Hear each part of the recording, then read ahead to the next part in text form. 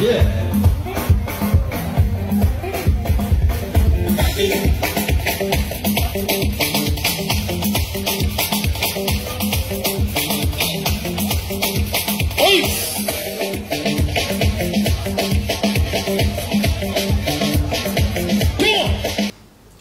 Bonjour et bienvenue sur Côte d'Ivoire Making of.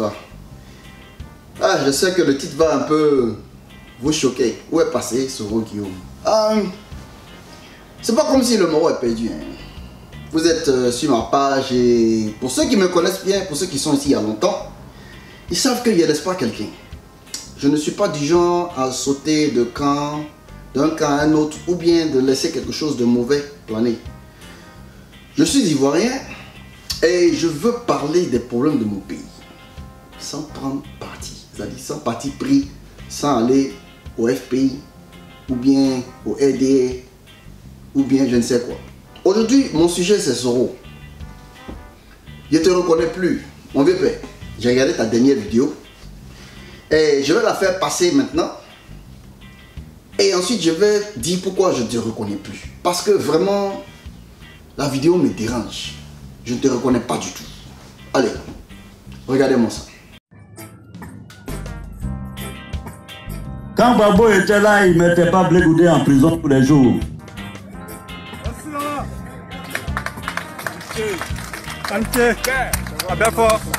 Oui. Quand Bédié était là, il ne mettait pas Kakabé en prison. Pourquoi c'est autour du Nord que le Nord met le Nord en prison? Pourquoi c'est autour du Nord que le Nord décapite les têtes des fils du Nord à toutes les sociétés d'État? C'est ça, même si j'avais fait quelque chose, le pardon était là pour que l'union du peuple du Nord soit sauvée. Mais au lieu de cela, on nous a humiliés, injuriés, insultés, emprisonnés, renvoyés.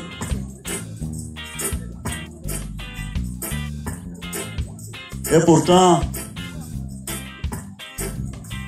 je ne me rappelle pas qu'un seul instant, nous ayons trahi la cause. Nous nous sommes battus. Nous avons tellement souffert dans cette bataille. Nos morts sont là pour nous rappeler chaque jour. Nos blessures profondes sont là pour nous rappeler. Pourquoi, chers parents? Ne suis-je pas moi aussi un fils du Nord? Pourquoi d'autres fils du Nord doivent-ils se réjouir? La souffrance. Les autres fils du Nord. Fêter au champagne qu'on me chasse de mon poste. Et il prie tous les jours pour que tous mes comptes bancaires soient vides. Pourquoi l'homme est-il si méchant envers son frère? Pourquoi? Qu'est-ce qu'on a fait? Qu'est-ce qu'on a fait? C'est la méchanceté humaine. Mais vous nous l'avez enseigné. Dieu se chargera toujours de réparer les torts et les injustices. Et le Dieu que nous prions qui est au ciel, que les musulmans prient, que les chrétiens prient, que nous tous nous prions, et qui a vu ce que nous avons fait. Si ce que nous avons fait est mal, il nous arrêtera. Mais si venir à Dabakala, donner de l'eau aux populations, construire des écoles, des mosquées, est mauvais, Dieu aussi avisera. Je sais, ceux qui ont eu peur ici de m'accueillir, parce qu'ils avaient peur que le gouvernement se déchaîne comme eux, détrompez-vous. Le fait que je sois ici à Dabakala Ne vous trompez pas, le gouvernement va courir ici pour venir. Ça c'est clair. Ils vont venir bientôt. Pour venir effacer les traces de Guillaume Soro. Je dirais autre chose. Pour venir sur les traces. Vous avez vu une partie de la vidéo. Je ne veux pas que ma vidéo soit trop longue. Donc je vais commencer à parler à Soro Guillaume. Grand frère Soro. Vas-y, bon, tu es plus âgé que moi. C'est vrai que tu m'as fait sortir. Attends qu'il arrange même mon habit même. Parce que il faut que les Africains ils aiment les gens qui sont. Oh, il fait chaud. Tout ça. C'est quelle connerie ça là. En fait des conneries, des bluffouets, tout ça là. Attends, Yeri Soro. Le problème qui est là c'est quoi? Moi il t'ai vu avec casquette de militaire. Tu as mis ta casquette. Et puis, tu t'es assis, tu as dit, ouais, il y a une rébellion qui est en place, c'est pour arranger tout. Voilà, c'était toi qui étais en bas des ados. On a qu'à se dire la vérité, pourquoi on va mentir? On sait que les Français vous ont financé, tout ça là pour les intérêts, et aussi ça vous arrangeait, parce que ça nous arrangeait nous tous, parce que c'est la vérité, les gens qui disent que ça n'a pas existé, ça existait ou pas, moi je vous dis ça existait parce que il y avait vraiment quelque chose qui n'allait pas au pays. Quand j'étais du Nord, c'était pas bon. Et tout ça, c'est sur le régime Bédié que ça a commencé. Faut pas on va blâmer Gbagbo pour ce qu'il n'a pas fait. Voilà. Même s'il a utilisé un peu, même si Gueye a utilisé un peu, la personne qui a créé ça, c'est Bédié. Voilà. Tout le monde sait que c'est ça. C'est ça qui est la vérité. Le problème ivoirité, c'est Bédié. Maintenant, tu es venu. Mon bébé, tu es venu. Nous là, nous les Adama, on était contents. Tu vois. Moi est venu, Ado est venu, vous allez tout changer. Je n'ai pas dit que vous n'avez pas travaillé. Mais quand j'écoute ta vidéo là, Moulo, tu te fous de qui? On a qu'à se dire la vérité. Tu dis que toi tu vas dans le Nord aujourd'hui, les gens ne travaillent pas, les gens ne travaillent pas. Mon frère, quand tu étais dans la rébellion là, tu n'étais pas au Nord? Ou bien à ce moment là tu étais aveugle? Faut pas te foutre des gens. Il a dit vous les politiciens, ne vous foutez pas des gens. Il a dit, ne vous foutez pas des gens. Il faut nous respecter un peu. On n'est pas bêtes. On n'est pas bêtes. Moi pour moi là, on était venus. C'est-à-dire que, et puis même dans ta façon de parler même, que fils du Nord, je viens du Nord. Mon frère, il n'y a pas que le Nord en Côte d'Ivoire. Il n'y a pas que le Nord en Côte d'Ivoire. Tu es Ivoirien, tu es Ivoirien. Il n'y a pas une affaire de Nord-Sud. C'est votre façon de parler là qui divise toujours les gens. Et puis il y a un gars qui est là, il a son micro, il est là, il dit, m'en fort. Mon frère, il n'a qu'à dire quoi? Il n'a qu'à dire quoi? Et puis, Soro, le fauteuil de l'Assemblée nationale, là, c'est pas bonbon. Quand il dit c'est pas bonbon, là, c'est pas, tu te comportes comme si tu étais mon fils. Mon frère, tu as dépassé la quarantaine. Hein? Tu es dans la cinquantaine, je crois. Comment toi, tu peux aller à chaque fois faire une vidéo où tu te plains? Comme un enfant. Quand moi, je prends un bonbon à mon fils, là, il se plaint toute la journée. Ou bien quand j'éteins sa console de jeux vidéo, il se plaint toute la journée. C'est le comportement des enfants. Mais toi, à ton âge, hein? Tu as été dans les plus hautes positions du pays. Tu ne peux pas passer ton temps à te plaindre. Tu ne peux pas passer ton temps à te plaindre. Tu ne peux pas passer ton temps à dire, ouais, on a pris mon tabouret, on a pris ma chaise. Non, mon frère, il faut arrêter ces enfantillages-là. Tu sais, aujourd'hui, il faut que tu comprennes quelque chose. Les temps ont changé. Peut-être qu'ils n'ont plus besoin de toi.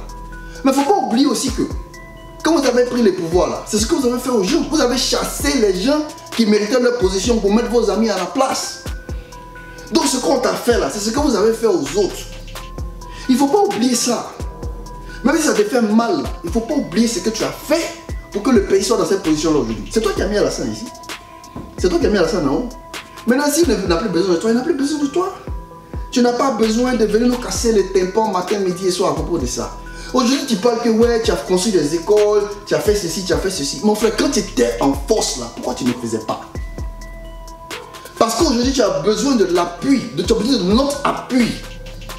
Quand les jeunes de Dabakala et autres, ils ne travaillent pas, quand ils ne partaient pas à l'école, c'est aujourd'hui que ça a commencé.